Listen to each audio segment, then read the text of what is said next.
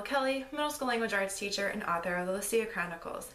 Today's video is going to focus on conflict and how to create conflict in your story. It is halfway through NaNoWriMo, so if you are participating, congratulations, you're halfway there. I haven't written yet today, but I've been staying right on track. Usually I have a day where I can get in 3,000 or 5,000 words. That just hasn't happened yet, but I've stayed on track. So I'm exactly where I need to be. So by the end of today, I should have 25,000 words thereabouts. So I hope NaNoWriMo is going well for you. And if not, maybe this video will be able to help you.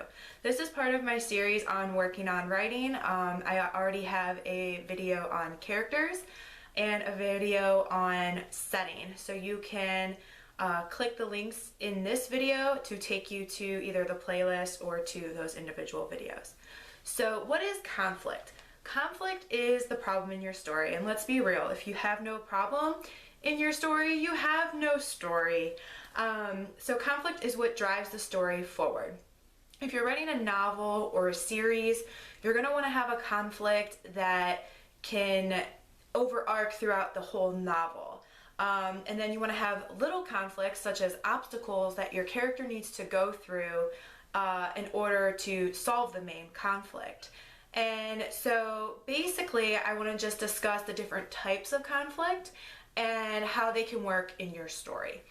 So first we have man versus man, and that is kind of obvious.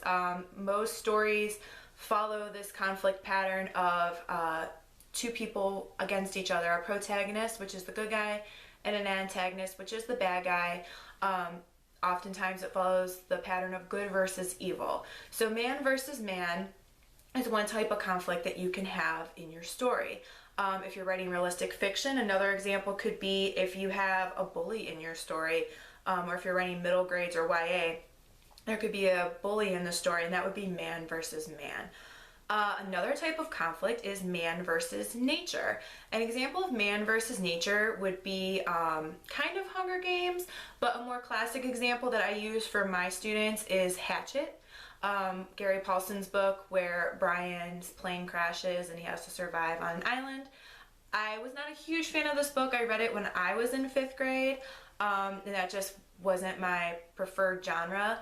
So, but that's a classic example of man versus nature. So it's man versus the elements, or some kind of survival story would probably be a perfect example of man versus nature. Or any story where the protagonist has a conflict with the environment that they're in.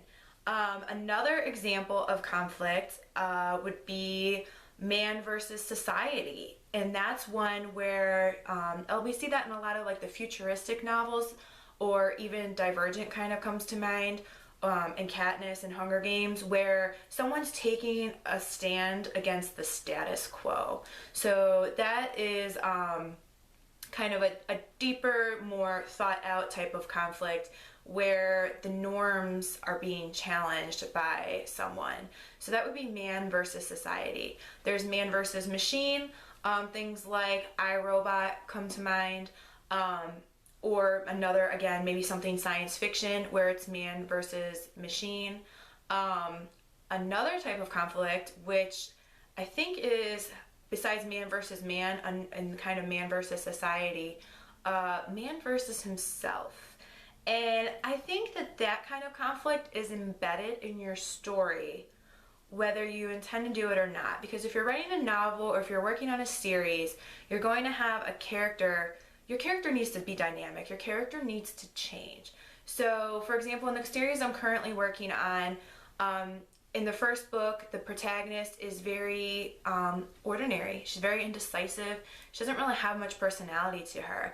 And then through each of the books, I'm on the 3rd book now, which is my NaNoWriMo, she's starting to get more depth to her personality. So her character arc from book 1 to book 5, which is my intention, is going to be quite different. So she has to grapple with these changes within herself and come to terms with them throughout the series.